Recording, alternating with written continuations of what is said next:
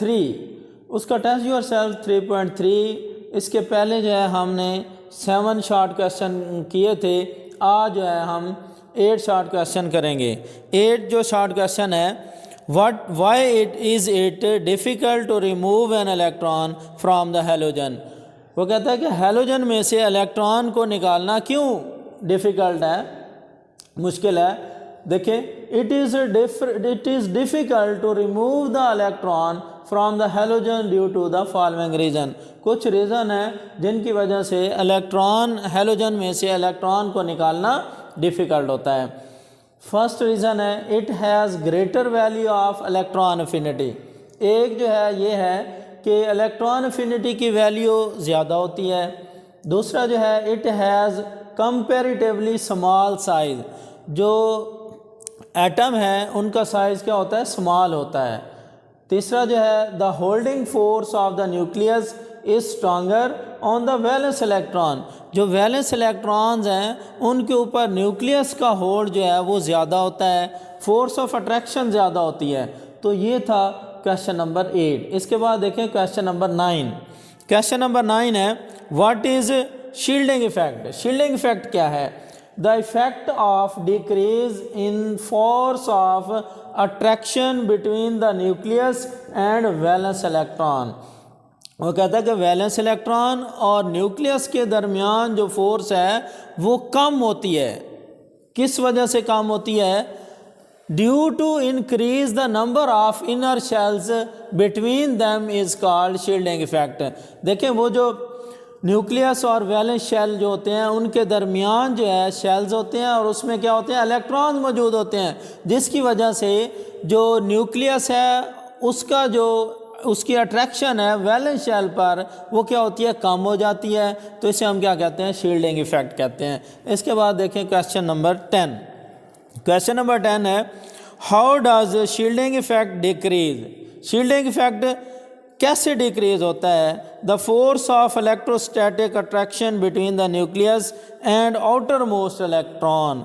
Outer most electron और valence shell के दरमियान जो इलेक्ट्रोस्टैटिक फोर्स ऑफ अट्रैक्शन है वो कैसे कम होती है? देखें, the electron present between the nucleus and outermost shell of an atom reduce the nuclear charge.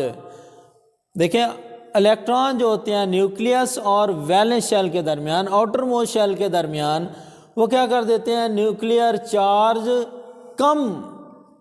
कम कर देते हैं बाय द इलेक्ट्रॉन। उसमें क्या होते हैं, इलेक्ट्रॉन मौजूद होते हैं present in the outermost shell.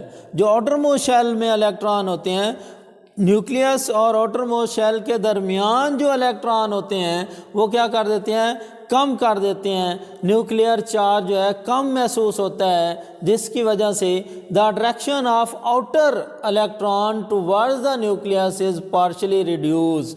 जो इलेक्ट्रॉन्स हैं न्यूक्लियस और वैलेंस शेल के दरमियान जो है अट्रैक्शन क्या कर देते हैं, कम कर देते हैं। Because of the presence of inner electron. किसकी वजह से? जो दरमियान में इलेक्ट्रॉन है उनकी वजह से जो अट्रैक्शन है वो क्या हो जाती है, कम हो जाती है। As a result an atom experience less nuclear charge than that of the actual charge is called effective nuclear charge. देखिए, जो इफेक्टिव न्यूक्लियर चार्ज है वो असल में एक्चुअल चार्ज की निस्बत कम चार्ज महसूस करता है, जिससे हम क्या कहते हैं, effective nuclear charge. Shielding effect decrease the force of electrostatic attraction between the nucleus and the outer most electron. Outer most electron और न्यूक्लियस के दरमियान जो attraction electrostatic force of attraction होती है वो कम हो जाती है। इसे हम क्या कहते हैं, शील्डिंग इफेक्ट। इसके बाद देखें क्वेश्चन नंबर 11। क्वेश्चन नंबर 11 है, why do the bigger size atoms have more shielding effect. वो कहता है कि बिगर साइज एटम जो है उसमें शील्डिंग इफेक्ट ज़्यादा क्यों होता है, क्यों ज़्यादा होता है? देखें, the atomic size increases from top to bottom. Atom का साइज टॉप टू बॉटम क्या होता है, इंक्रीज होता है by the increase in number of shell, क्योंकि नंबर ऑफ शेल इंक्रीज कर रहे होते हैं। These shells reduce the attractive force of the nucleus on the outermost electron। क्योंकि जो शेल्स होते हैं इनर शेल्स वो क्या करते हैं, न्यूक्लियस और आउटर मोस्ट इलेक्ट्रॉन्स के दरमियान जो अट्रैक्शन है उसको कम कर देते हैं। इसको क्या कहते हैं, शील्डिंग इफेक्ट। इससे क्या होता है, डिक्रीज होता है। इसके बाद देखें क्वेश्चन नंबर 12। क्वेश्चन नंबर 12 है, why is the trend of electron affinity and electronegativity the same in a period.